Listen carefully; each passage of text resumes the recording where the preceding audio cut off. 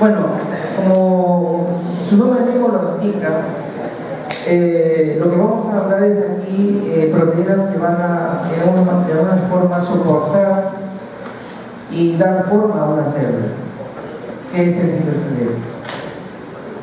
Y aquí básicamente lo que vamos a hablar son de proteínas importantes que van a participar, que van a dar, por ejemplo, son responsables de la forma de la célula, del movimiento de la célula, del movimiento de los organelos dentro del citoplasma, de la resistencia a la presión, ¿no? Y también inclusive dentro de la relación que tiene una célula con otra célula. Entonces es importante que tiene la presencia de este citoesqueleto. Si nosotros vemos acá en el resumen, las funciones del citoesqueleto podríamos decir que es de estructura y soporte, de transporte intracelular, de contractilidad y movilidad y de organización extracelular. Estas funciones podemos distribuirlas en cada una de ellas. Tenemos acá, por ejemplo, una célula epitelial, que es una célula polarizada, es decir, que tiene una parte apical distinta a la parte basal. En la parte apical presentamos microvellosidades, en la parte basal no se observa eso, ¿no? Entonces, para que se establezca esta forma típica de esa célula, por ejemplo, necesitan de este citoesqueleto. ¿Qué citoesqueleto encontramos dentro de la formación de estas microvellosidades? Encontramos, por ejemplo, filamentos de actina. Son estas proteínas que se encuentran adosadas y que tienen la característica de poder crecer o encogerse. Por eso que estas digitalizaciones pueden crecer o encogerse. Debajo de estas microvellosidades encontramos otro tipo de proteínas, que son los filamentos intermedios. Igual tienen la función de estructura y soporte, no igual que los filamentos de actina, que tienen estructura y soporte. En esta otra célula, por ejemplo, tenemos un axón, una neurona, y aquí en el extremo es una dendrita. En esta dendrita, por ejemplo, vemos que estas digitalizaciones pueden crecer o pueden encogerse, que son los que aquí van a encontrarse, obviamente como aquí, los filamentos de actina. Y acá es una célula que se está dividiendo, acá se está produciendo un proceso de estrangulamiento en una célula de división, y igual como en el caso de estas microvellosidades o estas digitalizaciones de las neuronas, aquí van a participar también las actinas, y este tendría otra función de contractilidad y motilidad. Otras proteínas, por ejemplo, van a participar en el transporte, porque van a ser proteínas mucho más fuertes, que van a servir de una manera de viga, de soporte, como las columnas de un edificio, que son los microtúbulos. Estos microtúbulos, por ejemplo, son los que van a participar en el transporte de vesículas, como se ve acá. Junto con los microtúbulos que ayudan a transportar las vesículas, participan las proteínas motoras. Proteínas que van a través del microtúbulo, estas proteínas motoras van a empezar a moverse, llevando como carga una vesícula, ¿no? Y entonces aquí vemos en general entonces, todo este funcionamiento que tiene estos citoesqueletos, ¿no? Acá tenemos otra figura para ver lo que es el citoesqueleto. Tenemos proteínas muy grandes, de mayor fuerza, digamos, de tensión, que son los microtúbulos, que están en forma celeste, los microtúbulos, que son los que le van a dar generalmente soporte a la célula, para que esta célula no se deforme. Como indicaba, vienen a ser las columnas, ¿no?, básicas que tiene un edificio. Sin columnas el edificio se derrumbaría. Y ayudando, digamos, a estos microtúbulos encontraríamos los filamentos intermedios, que son los que básicamente van a rodear a toda la célula, permitiendo básicamente que la célula no se constriña, no se, digamos, por fenómeno de gravedad, vamos a decirlo así, se encoja, ¿no?, por el peso. Es muy importante, hay muchas enfermedades relacionadas con eso, ¿no?, que fallan los filamentos intermedios y originan muchas enfermedades que vamos a ver al final de la clase. Y microfilamentos, que generalmente a veces se encuentran en un solo lugar de la célula. A veces se encuentran, por ejemplo, acoplados con otras células, y por tanto, por ejemplo, forman los llamados contactos focales. En el caso de los filamentos intermedios, generalmente también puede estar relacionado con otras células, pero, por ejemplo, en algunas estructuras denominadas uniones adherentes, por ejemplo, uniones adherentes. Entonces, eso es lo que nosotros vamos a explicar en lo que es el citoesqueleto. Es otra figura para que más o menos vean que los organelos pues no están en el aire, no están, incluso no se encuentran, digamos, al azar. Se encuentran en un determinado lugar debido a que lo dirige la presencia del citoesqueleto.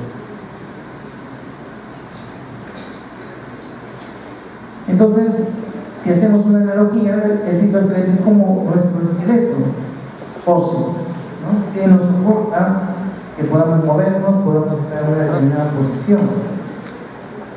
Y esto es más o menos, esta es la epidemia, como vemos en todo un entramado de proteínas que forman el citoesqueleto. Entonces, las células necesitan generalmente un citoesqueleto para varias cosas: crear forma, cambiar forma y permitir el movimiento. Y todo esto es muy dinámico, ¿no?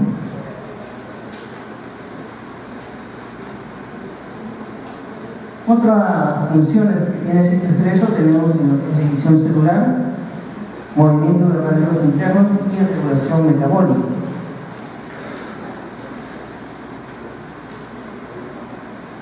Componente del citoesqueleto, ¿no? El citoesqueleto se divide en básicamente tres microfilamentos, filamentos intermedios y microtúbulos, ¿no? Tenemos acá en este caso los filamentos de actina, que forman los llamados filamentos intermedios.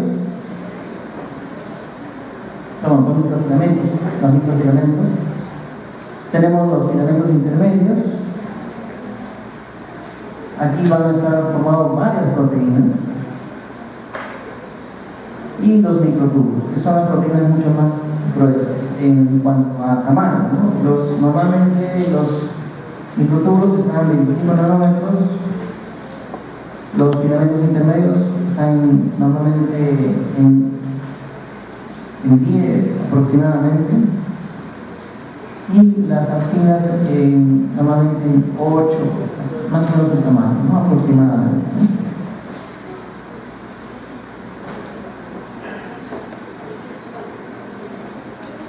Tenemos acá una figura de una célula que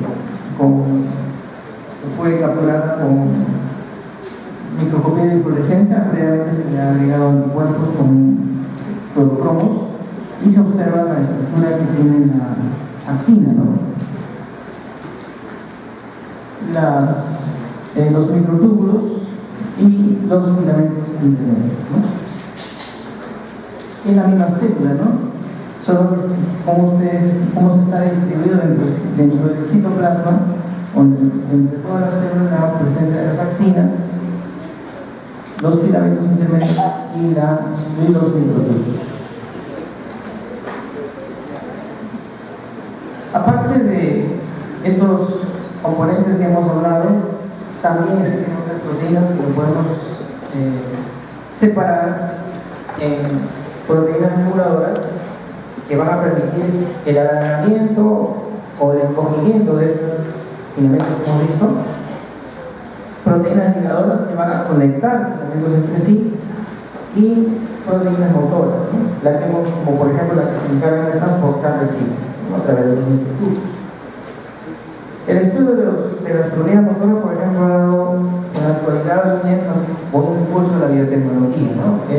Se cree que en el futuro podemos obtener moléculas motoras pequeñitas. Tal es así que ha fundado la ciencia de la nanotecnología, ¿no? Nano significa pequeño, ¿no? Entonces, la idea es crear moléculas que puedan servir de pequeños robots que puedan ayudar, por ejemplo, en una cirugía, en una cirugía común, donde en lugares donde no pueda entrar un bisturí.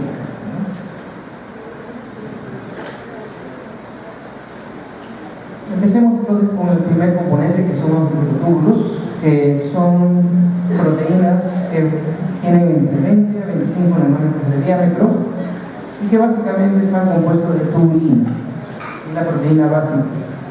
Tenemos dos tipos de tubulina, la alfa tubulina y la beta tubulina. Estas dos proteínas globulares, como se ven así, se dibujan en forma de pelotas, porque son proteínas globulares, se empiezan a polimerizar uno detrás de otro, en forma intercalada. De esta forma que van a formar una cadena se va a denominar protofilamento. Acá se pueden juntar hasta 13 protofilamentos para formar finalmente un tubo. Dependiendo del tipo de microtúbulo que tengamos, vamos a encontrar microtúbulos largos, cortos, o incluso algunos tienen en su parte interna otras tubulinas, ¿no? Por ejemplo, en un corte de un flagelo, si cortamos con un flagelo, por ejemplo, podemos encontrar en su alrededor 13 protofilamentos y en el centro 2 tubulinas, ¿no? Algunos no tienen. La tubulina tiene como característica de que puede crecer muy rápidamente en un extremo y muy lentamente en el otro. De ahí que se dice que son moléculas polares. En un extremo se le denomina el extremo más y en el otro lado extremo menos. ¿Cómo se produce la polimerización? Tenemos, por ejemplo, una mezcla de tubulinas alfa y beta. Esto se puede hacer in vitro, ¿no? Esto se ha observado in vitro, ¿no? En el cual lo primero que sucede es que las alfa y las beta se juntan formando dímero de tubulina y finalmente se van formando en forma de cadenas se van juntando los dímeros formando una cadena, ¿no? Formando una cadena que se llama el protofilamento. Pero no es que se forme primeramente el protofilamento, sino todo en forma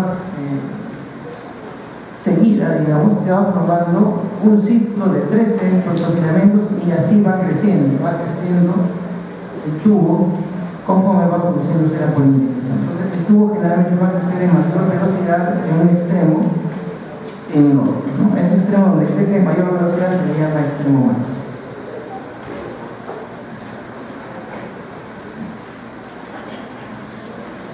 Entonces, la estructura básica de un microtúbulo es una estructura tubular rígida, hueca, no extensible, y es el componente principal de cilios y flagelos. Acá de nuevo vemos a los protofilamentos, y este es un corte transversal de los protofilamentos y el ancho aproximado de estos microtúbulos, que puede ser 25 nanómetros.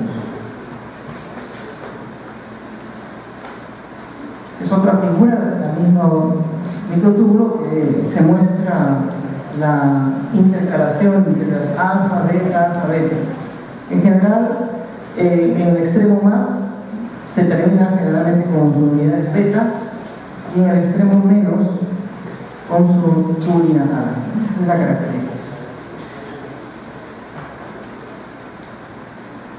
Aparte de los microtúbulos, tenemos proteínas accesorias o asociadas que se llaman MAPs. Hay varias proteínas, pero todas ellas tienen una característica, ¿no? Primeramente existen dominios de proteínas, como por ejemplo la MAP2, que se va a adosar a cada protofilamento y va a presentar una especie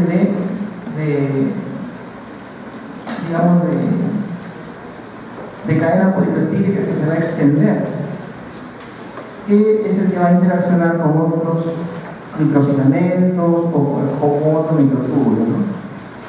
Entonces, de esta manera, esta es la manera como estructuralmente son las MAPs, ¿no?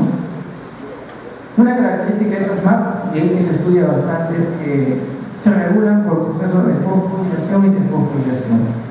Es decir, para que se desprenda un microtúbulo de otro, tiene que sufrir procesos de fosforilación y desfosforilación. Es como unas enzimas, es como una reacción enzimática. Entonces, de esta manera se van a despegar, ¿no? o se apegan por proceso de fosforilación o de fosforilación. Pero hay algunas proteínas que exceden el proceso de fosforilación, por ejemplo la proteína tau, que se hiperfosforila, y esto ocasiona una enfermedad. Muchas enfermedades neurodegenerativas, uno que es el caso del Alzheimer. Entonces los microtúbulos ya no pueden despegarse, están unidos, se pegan, se sueltan y nunca van a poder despegarse. Eso ocasiona que las células nerviosas pierdan funcionalidad.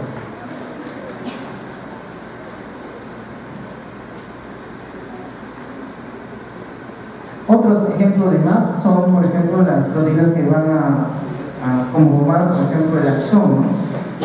O el corte de un flagelo. Tenemos a las dineínas, que en este caso tenemos, estas serían las dineínas de color blanco, están adosadas al túbulo B, pero al túbulo A, ¿no? Al túbulo A. Normalmente su rol es producir deslizamiento de los microtúbulos entre sí. Ese es su rol, su función de estas dineínas. Y en el cual sus brazos externos se relacionan con la frecuencia de batidos y los internos se relacionan con la forma de otra forma de batidos, ¿no? Que tienen sincronizados a estos microtúbulos. Tiene actividad de pedazo estas dineínas. Acá tenemos espículas radiales, por ejemplo, otro tipo de proteína más. En este caso, proteínas radiales, tenemos, ¿dónde están? Estos son las nexinas, ¿no? Estos serían acá, espículas radiales, tipo nexinas, por ejemplo, como acá recuerden en el microtúbulo se encuentran nexinas. Estos serían las radiales.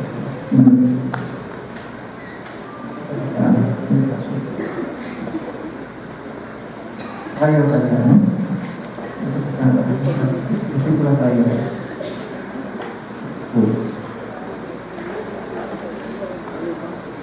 Otra función que tienen, por ejemplo, los microtúbulos es que están relacionados con los centrosomas, ¿no?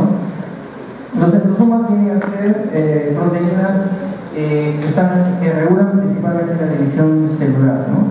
Y son los que van a realizar el uso automático.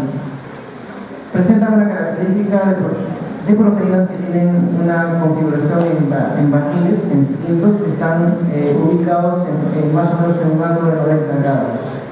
Y a partir de ahí tienes un centro perinuclear, el centrosoma, y su cual varía radial, los microtúbulos. Normalmente el extremo menos se encuentra en el núcleo donde nace el centrosoma y los extremos más en los extremos.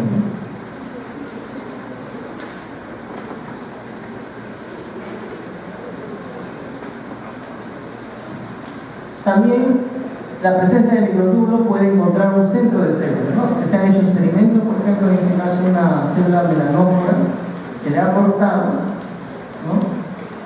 Y el fragmento que se ha liberado ha formado su nuevo centro organizador. Entonces, de alguna manera, estos centrosomas, digamos, no se sabe todavía, en estos centros organizadores, por ejemplo, no existen los centrosomas. Uno pensaba que eran importantes para poder explicar la organización de los microtúbulos, pero cuando en estos experimentos se observa, por ejemplo, no presencia de estos centriolos. Sin embargo, el centro organizador existe. Entonces, aquí hay proteínas que todavía se desconocen las funciones, ¿no?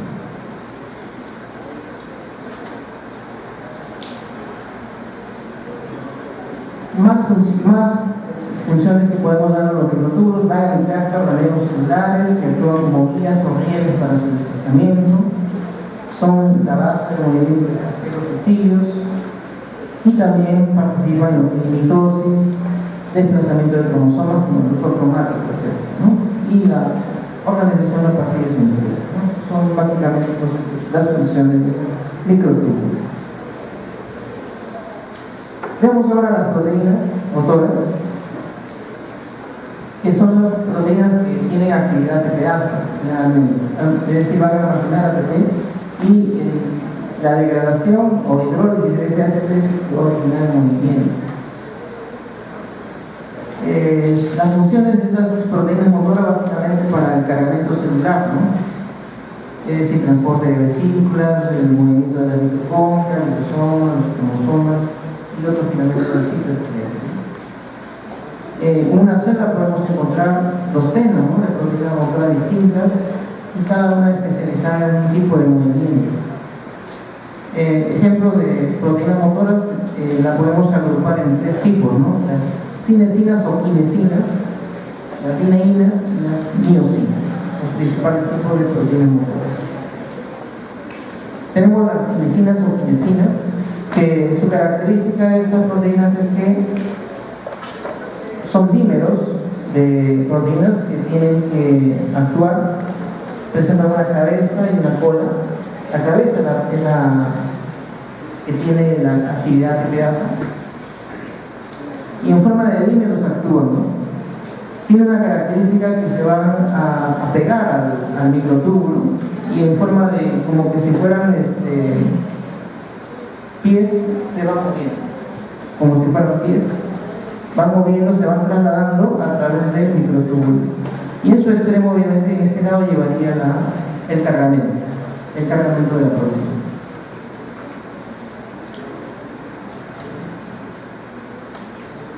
Una característica, otra proteína sería la adenina, que tiene también la misma forma, ¿no? Esa es una de las particularidades de la proteína motora, ¿no? Que tiene